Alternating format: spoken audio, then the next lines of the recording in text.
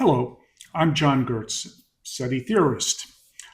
In this video, I don't have a lot of answers. I'm going to have lots of questions for which there are no good answers yet, because this is the video about what happens on the day after we detect an alien civilization.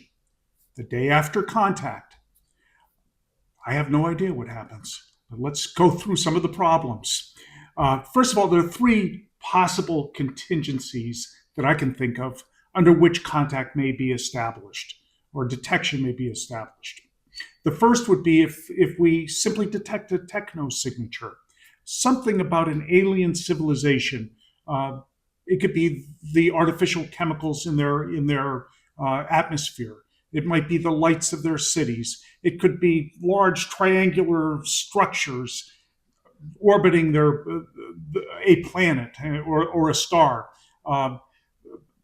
Planets only come in spheres, they don't come in triangles. And so we would instantly recognize that must be an artificial structure. Such a detection would have, of course, it would be earth shattering and it would be probably the greatest scientific discovery of all times, but it wouldn't have any practical, immediate consequences on Earth. That civilization presumably or very likely has no idea that we exist. It's not necessarily pointing its telescopes at us, necessarily pointing its radio receivers to listen to I Love Lucy at us. It could be blissfully, completely unaware of our existence. Or even if they are aware of our existence, they may not care about our existence. And even if we decide as a civilization to send a signal to them and say, hello there, hi, they may not detect it because their telescopes aren't pointing at us. So that's the least consequential possibility for contact. The second circumstance under which we might make contact would be the classic paradigm. Our telescopes are looking at a star, and we go from star to star to star, typically for 10 minutes each, and suddenly we hear a signal presumably from a planet somewhere in orbit around that star. That's the classic SETI paradigm that we've all become familiar with through the movie Contact, for example. But what do we do the day after we get that signal, or the day of, in fact? The short answer is that we don't know. To be fair, some SETI scientists have gotten together to think this out and come up with something officially called the Declaration of Principles Concerning Activities Following the Detection of Extraterrestrial Intelligence, but usually referred to as the First Protocol. The 9 principles of the First Protocol, for the purposes of this distilled discussion, boils down to just 3 principles. SETI shall be conducted transparently. Second is that detection would be followed up by rigorous confirmatory procedures and follow-up observations. And third, that everybody must refrain from transmitting any response to that signal without authorization from some broadly representative body such as the Security Council of the United Nations, although that body is unstated in the document. But the document itself is wholly inadequate. It's, I guess you could say it's a statement of best practices, although I don't think it's best practices. But there's no enforcement power. It has no power of law. It has no teeth. No one is obligated to adhere to it, not even the handful of SETI scientists or interested institutions that nominally accepted it, because nobody signed it. It's not a binding agreement on anybody. Leaving aside for a moment the question of feasibility, let's discuss whether it even makes sense that the first principle of total transparency be realized as envisioned by these SETI scientists. In my opinion, there's no valid reason for denying the public the knowledge that we've made contact or hiding that from the public. However, the immediate release of the coordinates of the star that transmitted to us shouldn't be necessarily immediately made public.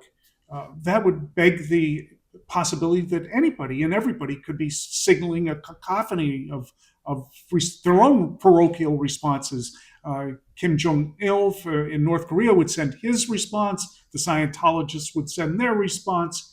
Um, any dictator in the world could be sending a response. Who knows? The, so it may be that whereas the fact of a transmission should be made public, maybe the coordinates should be held as a tightly guarded secret. Now I know it begs the question of how would you guard that secret, but there are answers to that. Hold on for a second.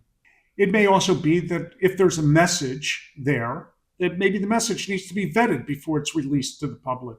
Um, uh, Assuming that we can decode the message and that ET has provided a loud and bright signal that we can firstly find a message embedded within the carrier signal and be able to decode it because ET has given us perfect decoding instructions. But maybe the message is to use a ridiculous hypothetical says not peace be with you, but something like we've been watching your TV news and we regard you as a wretched and miserable, violent species, and so we're therefore giving you this wonderful gift of a self-replicating toxin that will destroy the earth. Enjoy, everybody. Okay, it's a ridiculous hypothetical, but it does indicate that maybe there needs to be some sort of vetting process. It can't just be thrown out there, whatever it is. If they're downloading to us the entire Encyclopedia Galactica and all the wisdom and knowledge and so forth, well, yeah, but that might contain Trojan viruses that may wreak who knows what kind of havoc when it enters our internet.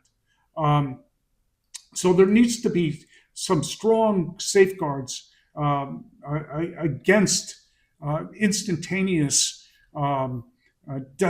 dissemination of whatever it is that ET is sending to us. Now you may say, "Oh, that's impossible in today's day and age," but that's not true. I don't believe that's true necessarily. First of all, it begins with an ethical understanding by SETI scientists that it's necessary. There are scientists that are authorized to do experiments on smallpox that's contained in certain closed-off laboratories in the world. Obviously, they don't do those on open benches that are open to the public and so forth. They understand the necessity of keeping that research highly contained. So I think we need to be very clear here that all SETI observations up to the very moment of the detection of an alien civilization is pure science and should be free from any regulation or coercion and so on.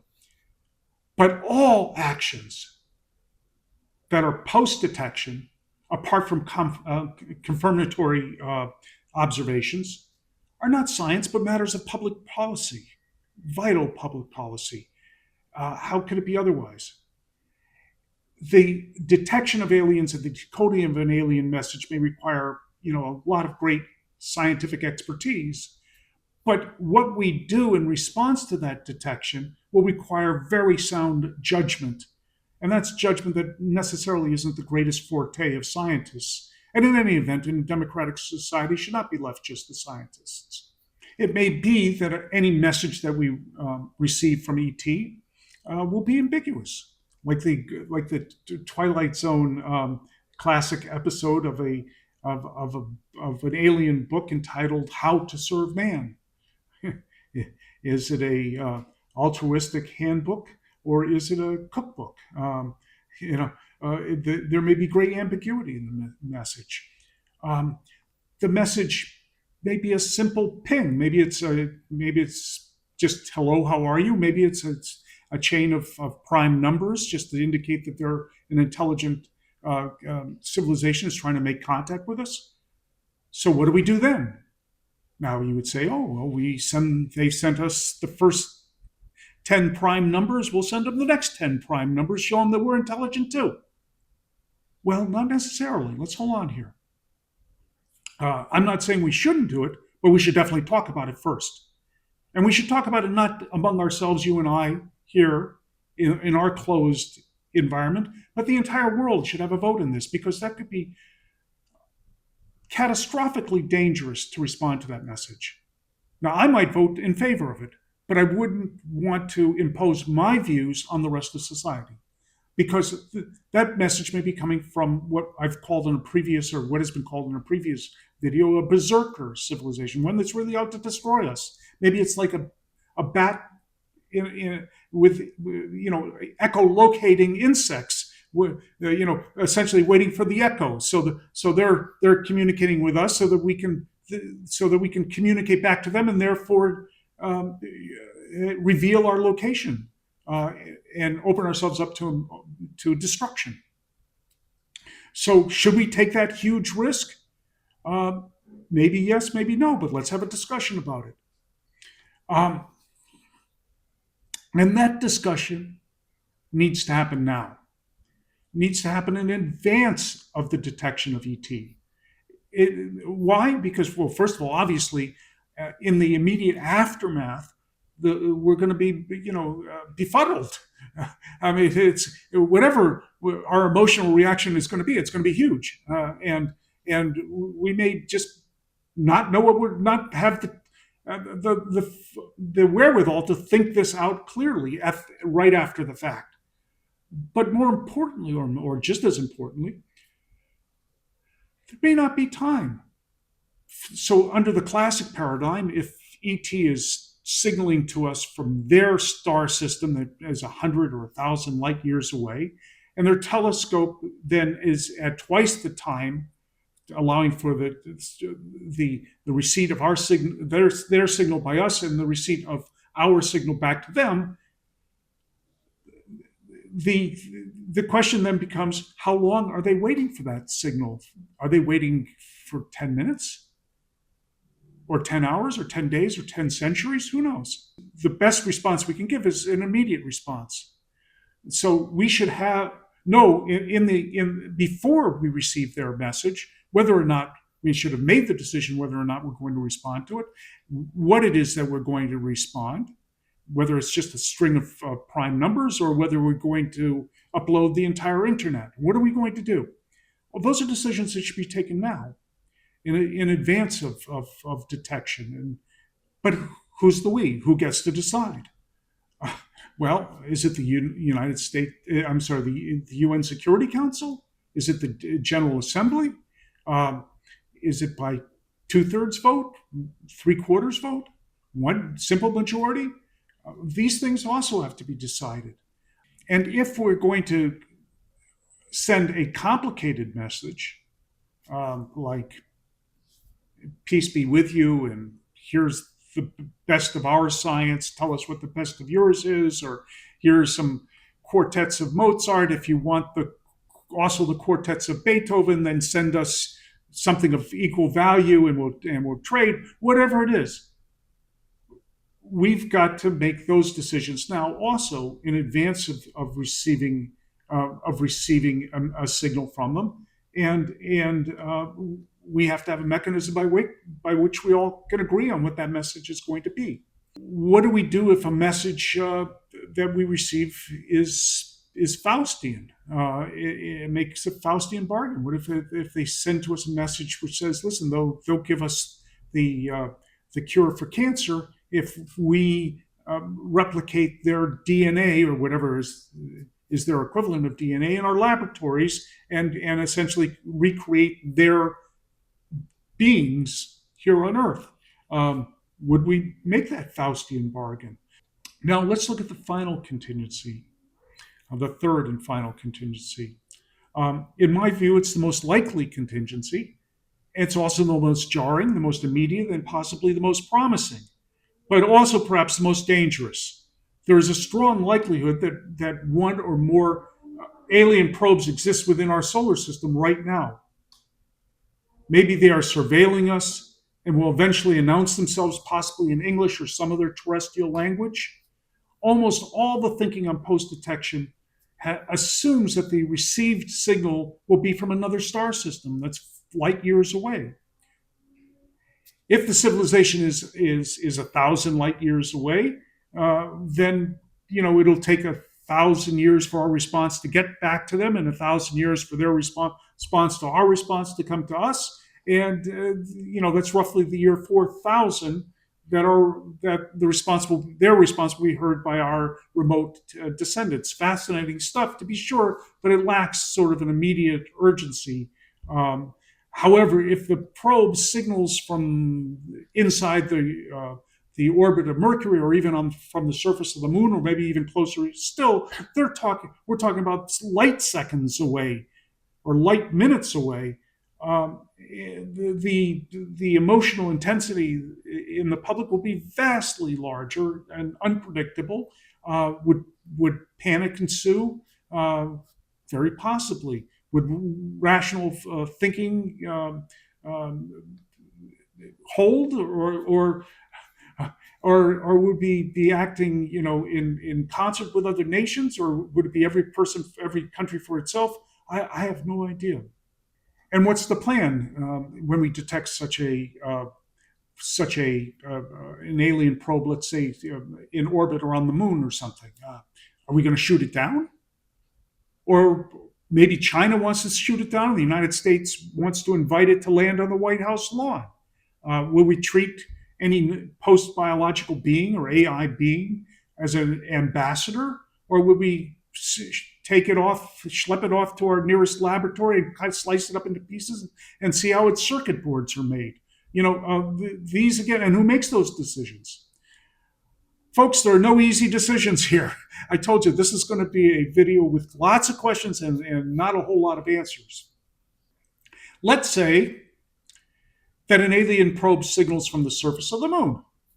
And the message runs something like this: I bear greetings, and I have brought you a copy of the Encyclopedia Galactica. It's on our equivalent of a hard drive in my cargo bay. Come and fetch it.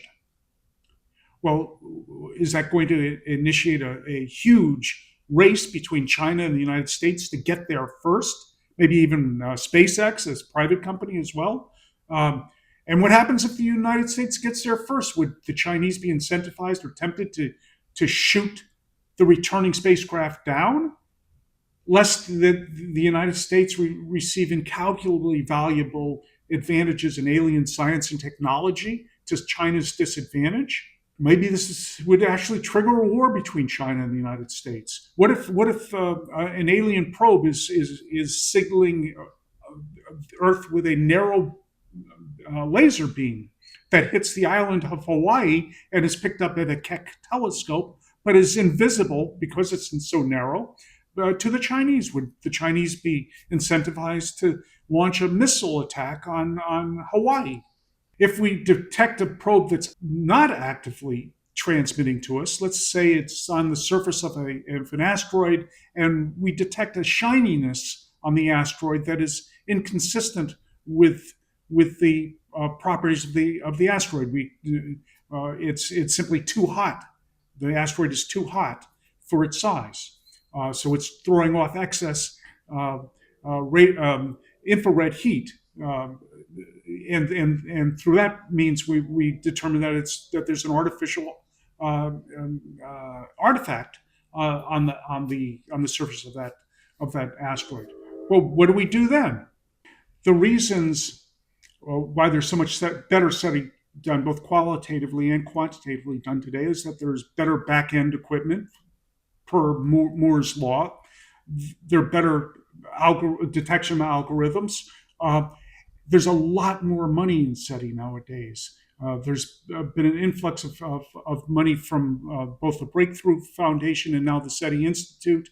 There are now more SETI programs. There are robust SETI programs, not just at the SETI Institute and at UC Berkeley, but also at Oxford and in Italy and at Penn State and in South Africa. And most importantly, the Chinese have now gotten into the field also, and that now makes it competitive. Or I believe it is now competitive. For example, the Chinese can see all of Breakthrough Listen's raw data.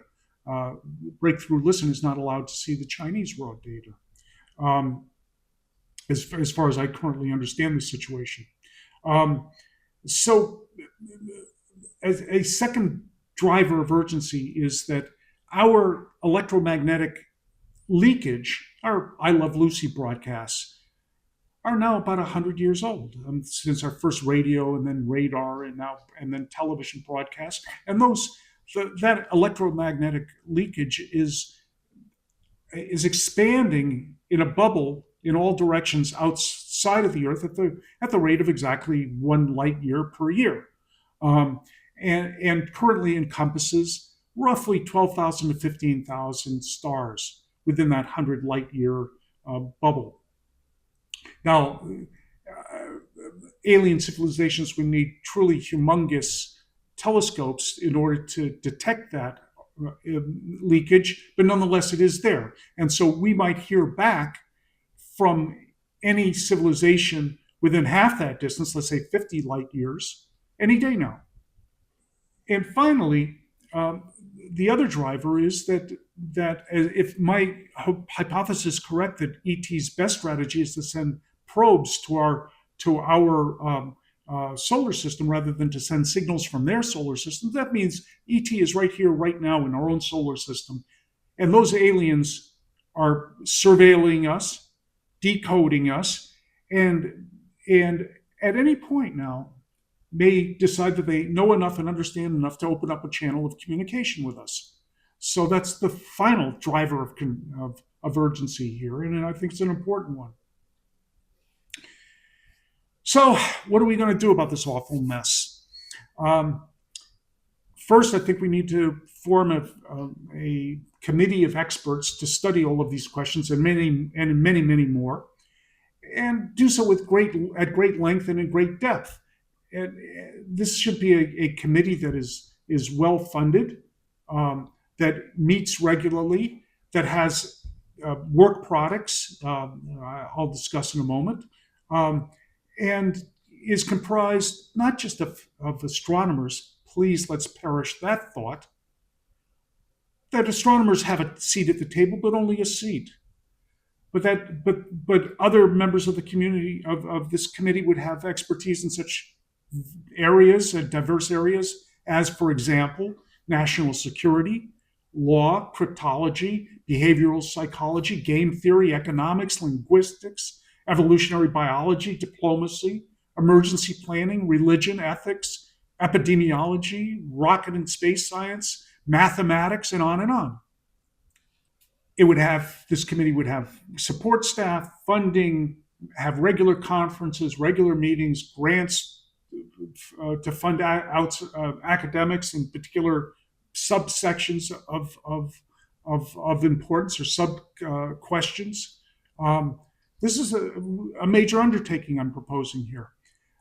It would be charged with two immediate work products. One would be contingency planning following a detection, and all the possible contingencies of what a detection might look like or feel like, and organizing public sentiment around those.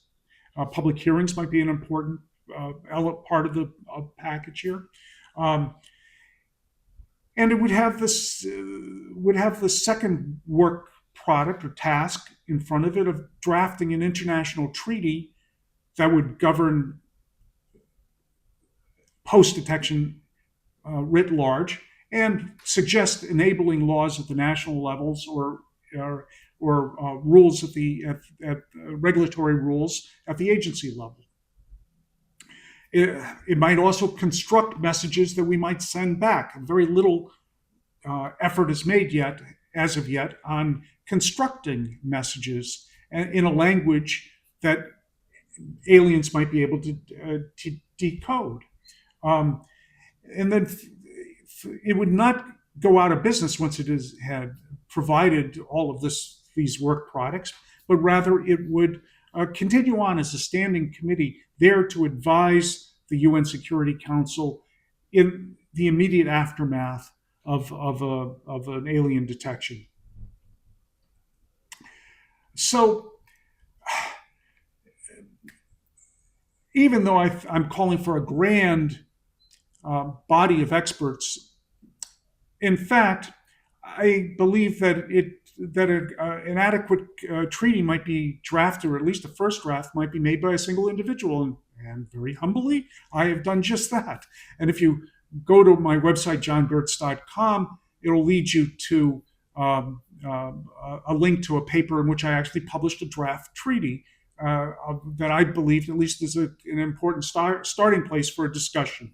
So for that for now, I think we're done for today. I do want to thank you for looking at this video, and I do invite you to come look at my website, johngertz.com, which will lead you to my papers on post detection, as well as suggest that you might pick up the broader book, Reinventing SETI, which will be out with Oxford University Press, that will go more deeply into these subjects. Okay, goodbye for now.